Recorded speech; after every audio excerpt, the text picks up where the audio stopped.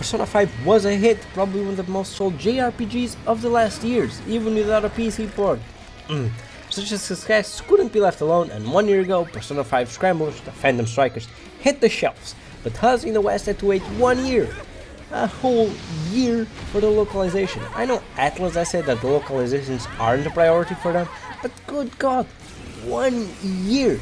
This, together with a couple of remarks from the localization team, makes me think that the localization didn't start until the game was either near close to launch in Japan or already launched.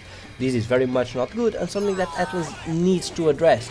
But with the sales of Persona 5 Strikers, the western version of the game by the way, going bananas, especially on Steam, I can see this being a massive wake-up call for Atlus and even the gaming world in general. A way to say, hey, we want your games and we want them fast and in our language, because the numbers are hard to ignore so far. Now, for my take on the game, I'm gonna say I'm split. I love the game, don't get me wrong, but a couple of things struck me the wrong way. So let's start with what made me love the game. Number 1, just leave the game playing. The music is once again fantastic. It just makes me want to keep playing. I want to never just be playing a game, and I'm usually on YouTube on my second speed, or I'm listening to music on the background. This is one of the 2 games I stopped them for. The other is Persona 5. The music is so good, it never makes you want to stop listening to it. The combination of jazz with fast pace is so good, you just want to keep listening to it every single minute that you're playing.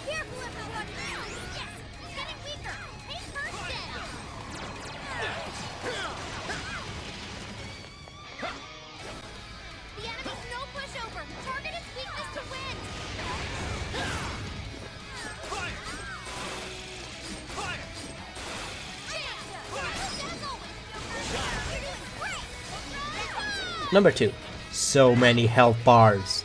The combat is gorgeous to look at, fast paced, easy to understand and hard to master, but it is very different from the old Persona 5 one. It went from turn-based to real-time hack and slash. It is quite the difference, and I'm one that thought I was going to hate it. I was surprised to find that no, it melts so well with the game, it's hard to find something wrong, but I will, and it's very nitpicky. But some of the Persona abilities come from being able to hit all enemies in Persona 5 to hit one in just a different cone as the other attacks. And this confuses me, as yes, it has more reach on the front, but the other attacks cost less SP and hit in a circle, and so hit enemies behind you while the other ones don't. And it makes me quite hurtled as to why they cost different amounts of SP. It has more attack in the front, but no in the back. That means roughly it hits the same amount of enemies depending on how you use it. So yes, that's something that hurts me a lot about the combat.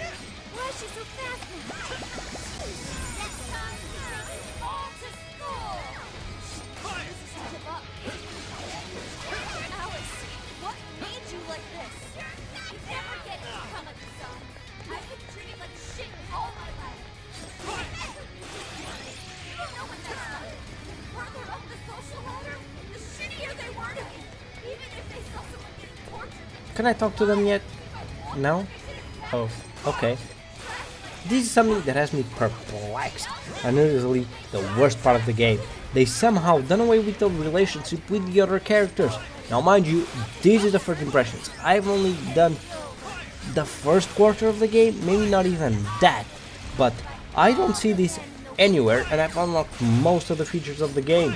Now, this is something I love in the other one. And it doesn't make any sense to me. You are on a road trip with your friends, and you take away the ability to go and do stuff with your friends and improve your relationships. And I'm like, what?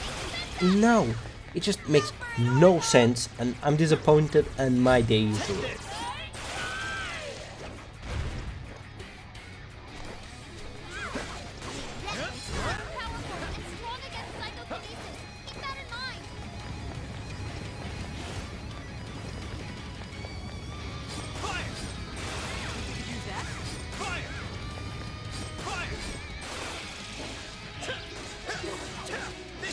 Number 4.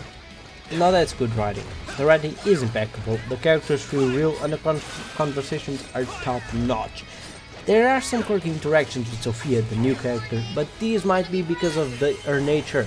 which is a little bit different from the other characters. I won't spoil this, but it might make sense. However, they could be better. Now, this is some of the best writing I've seen in years, either TV shows, movies, games, or books. It's just top notch. Now this might be something because Atlus allowed the localization team to be a bit more creative and make and adjust the dialogue to English and make it so good. I've actually saw the launch event with the voice actors for the English version of the characters I'm playing, and it's really good and shows why it's such a good writing, because not only was the writing top notch, but the voice actors actually were able to put a lot of them into the characters that a lot of them relate to.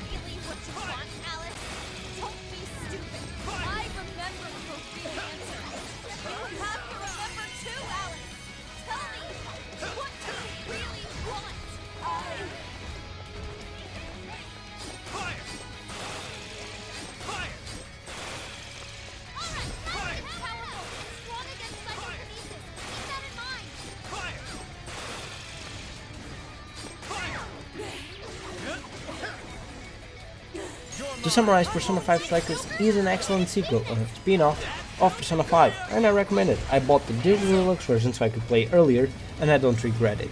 If you have any interest in Persona 5 and have played it, buy Persona 5 Strikers. It's that good. The only if is if the relationships in Persona 5 are the most important part of Persona to you. So if it is, you're gonna be a little bit hurt with this game because it's a little lackluster.